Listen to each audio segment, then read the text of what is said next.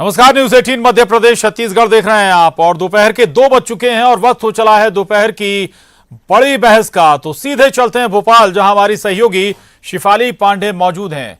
Over to you Shifali. शुक्रिया प्रशांत, नमस्कार। अगर एक महामारी ने हालात ना बिगाड़े होते तो ये वक्त जो है, इस वक्त इन सूनी सड़कों पर नीली पीली बसें दौड़ रही होती और बच्चे स्कूल से घर लौट रहे होते, वो बच्चे जो इस वक्त ऑनलाइन स्कूल अटेंड कर रहे हैं। हालांकि ये वक्त हम सब के लिए इम्तिहान का है, लेकिन सबसे बड़ा इम्तिहान दे रहे हैं बच्चे।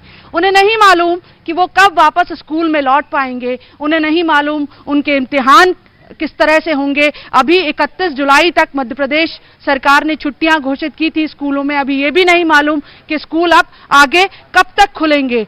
शहरी इलाकों की बात करें तो यहाँ पर बच्चों का स्क्रीन टाइम बढ़ गया है। ग्रामीण इलाकों की बात करें तो वहाँ स्क्रीन है ही नहीं, तो बच्चे पढ़ेंगे कैसे। तो आज इसी मुद्दे पर करेंगे चर्चा। हमारे साथ जुड़े हैं 2 खास मेहमान। मेरे साथ शैलेन झोपे जी हैं, जो आनंद विहार स्कूल के प्राचार्य हैं। साथ में हैं अभी शुक्ला उदेनिया, जो पेरेंट हैं और खुद टीचर भी हैं और सोशल एक्टिविस्ट भी। और साथ में है मेरी सहयोगी रंजना, जो लगातार एजुकेशन बीट को कवर कर रही हैं। रंजना से ही चर्चा की शुरुआत करूंगी। रंजना, 29,000 से ऊपर जा रहा है मध्य प्रदेश में संक्रमण का आंकड़ा, और 2 दिन बाद शिवराज सिंह चौहान समीक्षा बैठक करने वाले हैं। स्कूल खुलेंगे या नहीं, हालात तो इसकी इजाजत नहीं दे रहे।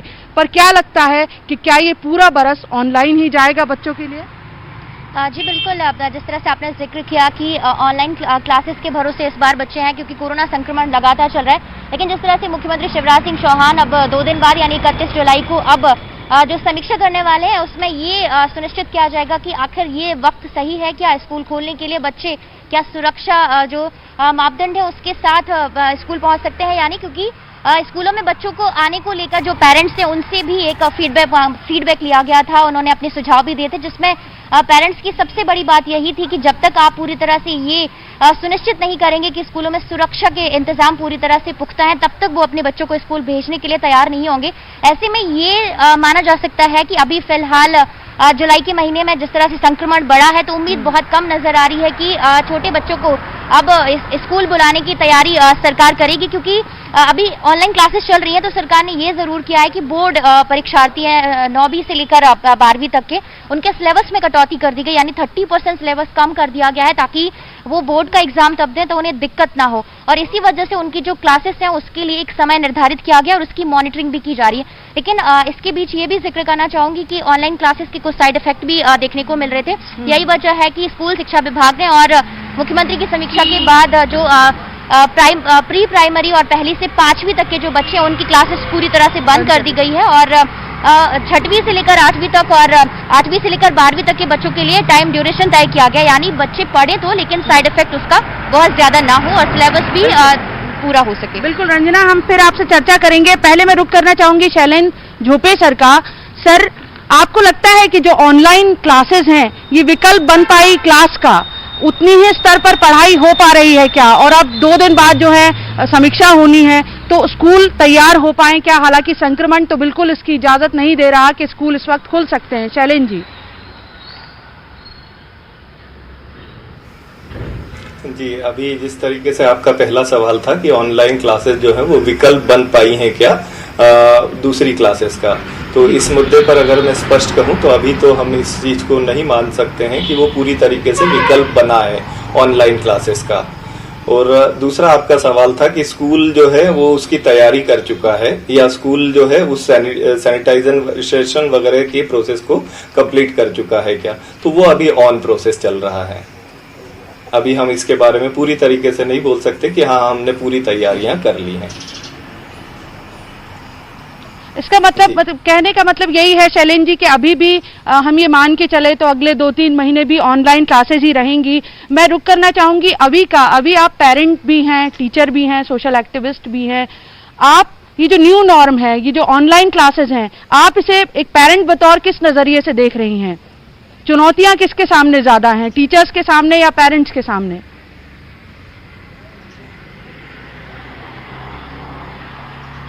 Shifali ji, it's a wonderful question. Actually चुनौतियां जो है वो दोनों के सामने बराबर है। एज ए टीचर उनके लिए टेक्निकली एक बहुत बड़ा चैलेंज है टेक्नोलॉजी को के हिसाब से अपने आप को अडेप्ट करना, क्योंकि बच्चों को सामने पढ़ाना, अपने सामने 60 बच्चों को पढ़ाना और वही 60 बच्चे जब मॉनिटर पे शिफ्ट हो जाते हैं तो वहाँ पे उनको कंट्रोल करना virtually is a very big challenge for teachers. उतना ही बड़ा जो चैलेंज है वो हम जैसे पेरेंट्स के लिए, क्योंकि हमारे बच्चे भी इस वर्चुअल मोड में पढ़ने के आदी नहीं है, तो उन्हें कई बार चीज़ें समझ में आ रही है, कई बार नेटवर्क इश्यूज़ हो रहे हैं, टेक्निकल इश्यूज़ हो रहे हैं, किन्हीं घरों में 2 या 3 बच्चे हैं, डिवाइस एक है, सेम टाइम में क्लासेस क्लैश हो रही है। एंड मोरओवर स्कूल सिर्फ इसलिए ज़रूरी नहीं है कि उनका सिलेबस पूरा किया जाए, स्कूल जो है वो एक ओवरऑल डेवलपमेंट के लिए बहुत इंपॉर्टेंट होता है, जहाँ पे बच्चे एक दूसरे से सीखते हैं, बहुत सारी अलग एक्टिविटीज़ जो कल्चरल एक्टिविटीज़ कराई जाती है उनसे उनकी पर्सनैलिटी का डेवलपमेंट होता है, जो कि एक मेजर लॉस है। सिलेबस मेरे ख्याल से अगले साल भी कवर हो जाएगा या आने वाले 3-4-5 महीनों में कवर हो जाएगा, बट ऑनलाइन मीडियम बहुत ज़्यादा सक्सेसफुल इस वक्त मैं नहीं समझती है, क्योंकि समझती हूँ कि है क्योंकि बच्चों को अडेप्ट करने में दिक्कत है और उतनी ही दिक्कत टीचर्स को भी उस वर्चुअल मोड पे पढ़ाने की है। कई बार टीचर्स के एंड पे टेक्निकल इश्यूज़ हो जाते हैं, क्लासेस नहीं हो पाती, किसी भी समय क्लासेस रख देते हैं जब उनके लिए फिजिबल होता है लेना। सो बेसिकली बहुत ज़्यादा चैलेंजिंग सिचुएशन है। और अभी एक ये चुनौती भी सामने आ रही है कि बच्चों का स्क्रीन टाइम बढ़ रहा है। वो लैपटॉप पर होते हैं तो पहले क्लासेस चल रही होती हैं, फिर वो गेम पर शिफ्ट हो जाते हैं। दूसरी तरफ पेरेंट्स ये आरोप भी लगा रहे हैं लगातार कि ऑनलाइन क्लासेस जो हैं वो जरिया बन गई हैं कि जब पढ़ाई नहीं हो रही उस दौरान भी फीस ली जाती रहे पेरेंट्स से।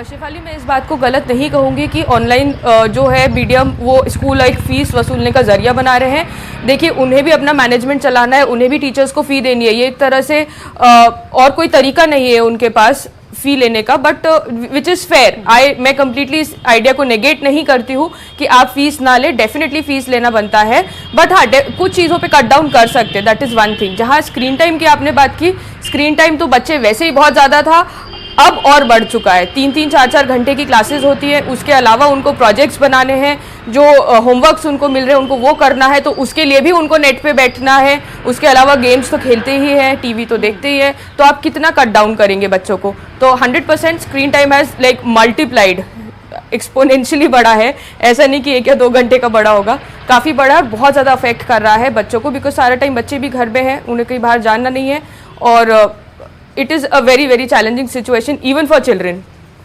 और फीस का तो आई वुड अगेन बिल्कुल से कि it's a right thing to do. Shailen ji का रुख करना चाहूंगी मैं। शैलेन जी, कई जगह ऐसे स्कूलों के मामले आए, सोशल मीडिया पर लगातार वायरल भी हो रहे हैं इस तरह के वीडियोस कि बच्चों ने अगर फीस नहीं भरी या लेट हो गए फीस भरने में तो उनको ऑनलाइन क्लासेस का पासवर्ड नहीं दिया गया या ब्लॉक कर दिया गया। हालांकि आज जो हाईकोर्ट का अभी बड़ी राहत दी है पेरेंट्स को, और हाईकोर्ट ने कहा है कि 10 अगस्त तक अगर उन्होंने फीस नहीं भरी है तो 10 अगस्त तक कोई स्कूल इस तरह की कार्रवाई नहीं करेगा, बच्चे का नाम नहीं काट सकता है। तो इसे आप ठीक मानते हैं कि स्कूल इस तरह का डिसीजन ले रहे हैं कि अगर आप फीस नहीं भर पाए तो आपका ऑनलाइन आप पढ़ भी नहीं सकते, जबकि एजुकेशन तो राइट है बच्चे का? नहीं, ये मैं तो बिल्कुल, मेरा पर्सनल ओपिनियन ये है कि इस तरीके से अगर किसी बच्चे का नाम काटा जा रहा है या उसको लिंक नहीं दिया जा रहा है तो ये चीजें गलत है, और ऐसी चीजों का मैं पर्सनली बहुत खुद ही विरोध करूंगा कि इस तरीके की चीजें नहीं होनी चाहिए। फीस एक मुद्दा जरूर है, जैसा अभी पेरेंट जो साथ में हैं उन्होंने कहा, लेकिन इसके कारण बच्चों की पढ़ाई को हिंडर नहीं किया जाना चाहिए।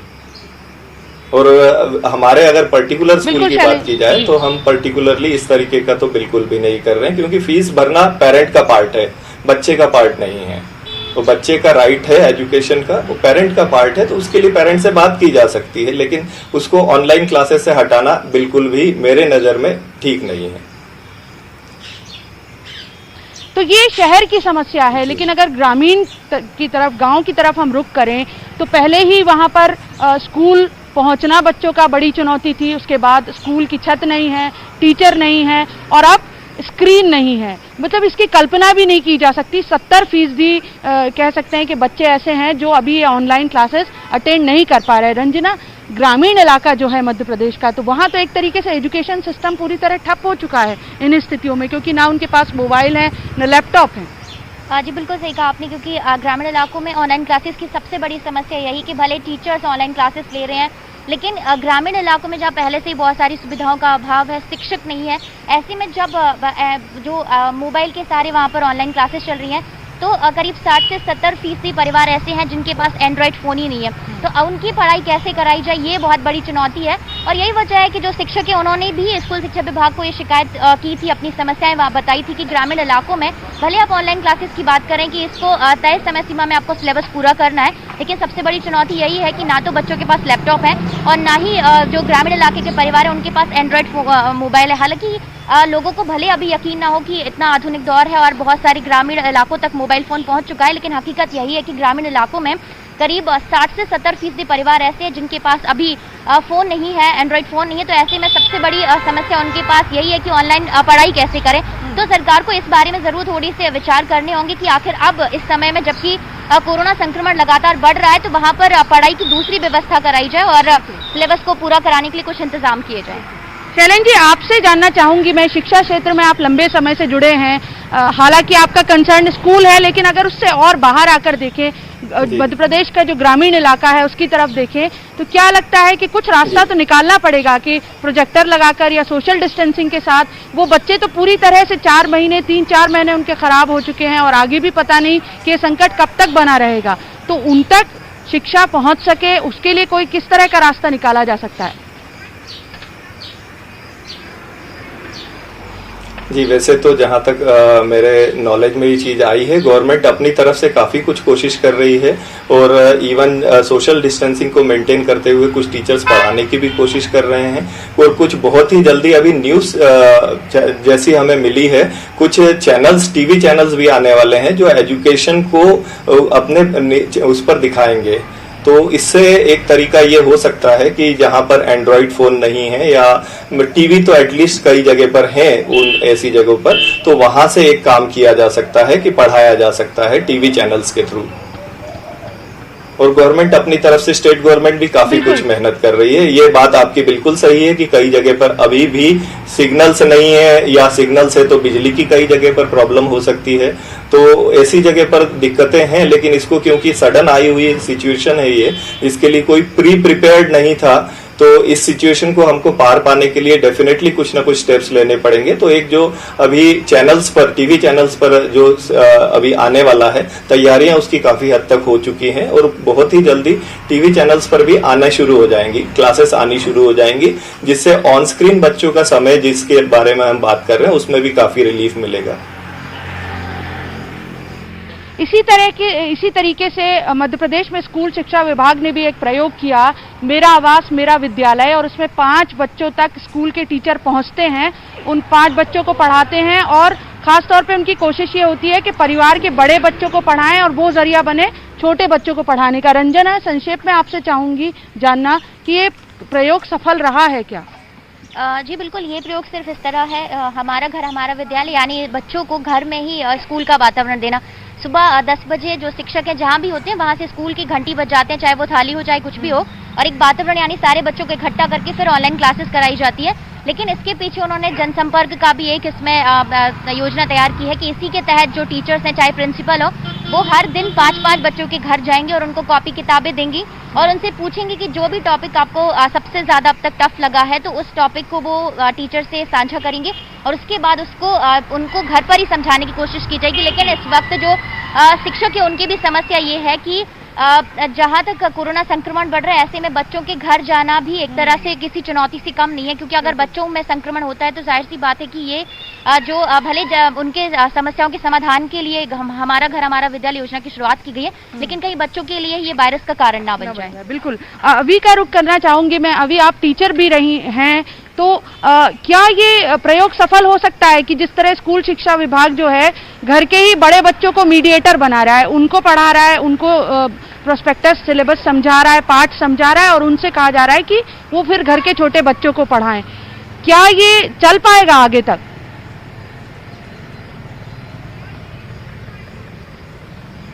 शिफाली, इस वक्त नीड ऑफ द आवर तो यही कहती है कि यही एक तरीका है हमारे पास कि हम घर के बड़ों को एजुकेट करें, बड़े बच्चों को, चाहे तो पेरेंट्स को एजुकेट करें कि अपने बच्चों को हेल्प करें एजुकेशन में, पढ़ने में, क्या कर सकते, किस तरह से कर सकते। उसके अलावा मुझे नहीं लगता कि कोई और भी सेफ तरीका है स्कूल्स जाना प्रैक्टिकली अभी पॉसिबल नहीं है। सोशल मीडिया पे ऑलरेडी एक मुहिम चल रही है, नो वैक्सीन नो स्कूल्स।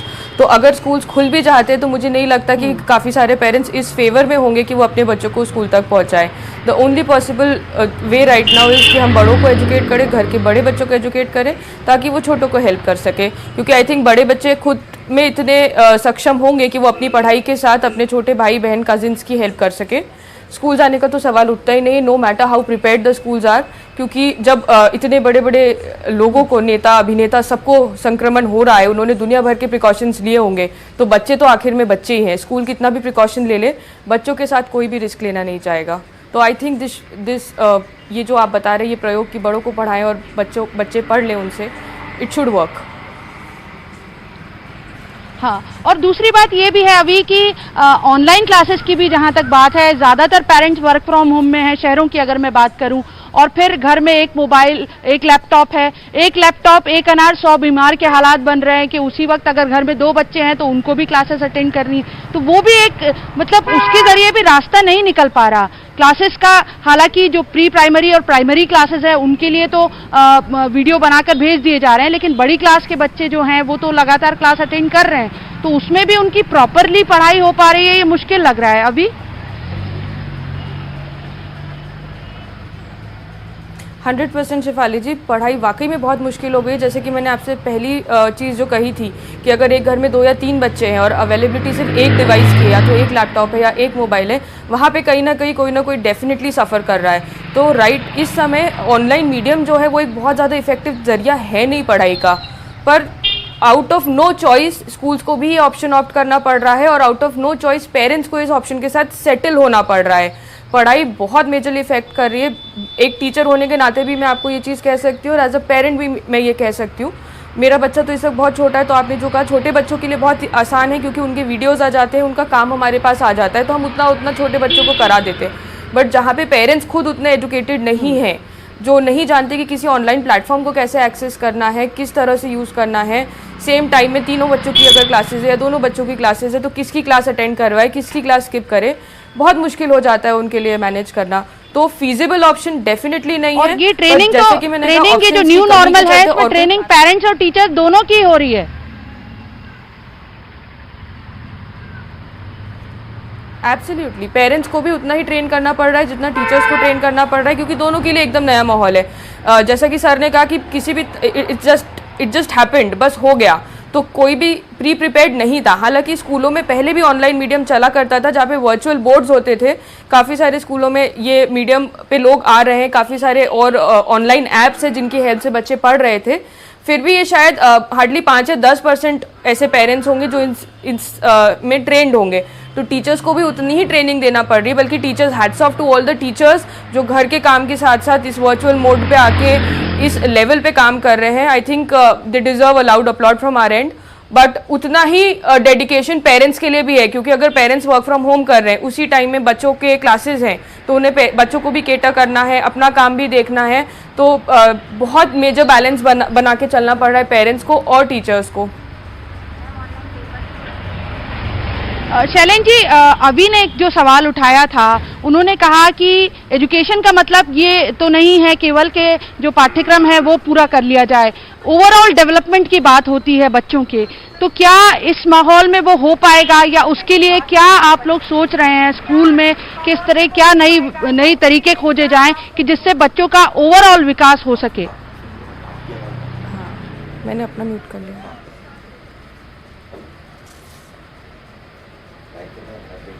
रहे हैं कि ओवरऑल डेवलपमेंट, क्योंकि बच्चा आज जो स्थिति है वो गेट से बाहर नहीं निकल पा रहा है और काफी समय से गेट के अंदर है। तो इस चीज में स्कूल एक मीडियम होता है, पेरेंट्स हैं और बच्चा है, इन तीनों ने मिलकर कुछ ऐसी एक्टिविटीज जो है वो फ्रेम करनी चाहिए।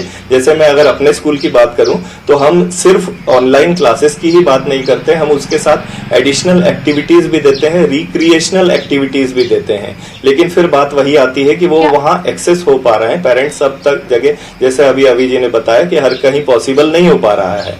हर पेरेंट के लिए पॉसिबल नहीं है कि अपने सभी बच्चों को मोबाइल या लैपटॉप दे दे, फिर भी बहुत हद तक कोशिश की जा रही है कि रिक्रिएशनल एक्टिविटी एडिशनली साथ में हम करवाएं जरूर, जिससे बच्चे को कुछ ना कुछ नया एक इनोवेशन बच्चों के लिए अवेलेबल हो सके। 100% तो हम बहुत शुक्रिया आप दोनों मेहमानों का हमारे साथ जुड़ने के लिए। हम इस चर्चा को आगे भी जारी रखते हैं, लेकिन इस वक्त राफेल को लेकर एक बहुत बड़ी खबर आ रही है। मैं सीधे रुख करना चाहूंगी प्रशांत का। ओवर टू यू प्रशांत। तो बहस सुन रहे थे आप, ये बहस बहुत महत्वपूर्ण स्कूल सिस्टम पर, लेकिन आपको बता दें कि आज की जो सबसे बड़ी और अहम खबर है वो ये कि राफेल या फाइटर जेट राफेल भारत सीमा में प्रवेश कर चुके हैं और फ्रांस से 5 राफेल अत्याधुनिक फाइटर जेट राफेल आज भारत पहुंच चुके हैं और अंबाला एयरपोर्ट पर ये लैंड करेंगे। ये बड़ी खबर है, अंबाला एयरबेस पर राफेल की लैंडिंग होने वाली है। भारतीय वायु सीमा में राफेल का जोरदार स्वागत किया गया है। आईएनएस कोलकाता ने हैप्पी लैंडिंग कहा इन्हें,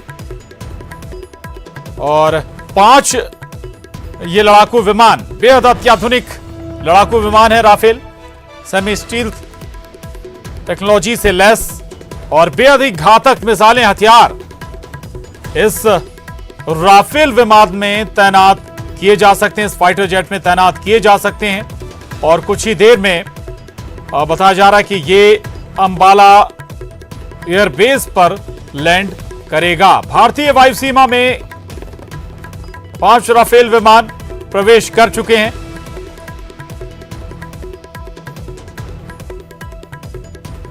ये तस्वीरें भी इस वक्त आप देख पा रहे हैं। तो राफेल विमान भारतीय वायु सीमा में पहुंच चुके हैं और कुछ ही देर में ये अंबाला एयरबेस पर लैंड करेंगे। और देख सकते हैं, हालांकि आपको इस तस्वीर में 7 फाइटर जेट नजर आ रहे होंगे, लेकिन बीच में जो 5 फाइटर जेट हैं वो संभवतः राफेल हैं और इसके दोनों तरफ एक एक सुखोई MKI-30 फाइटर जेट नजर आ रहे हैं। यानी कि भारतीय सीमा में प्रवेश करने के साथ ही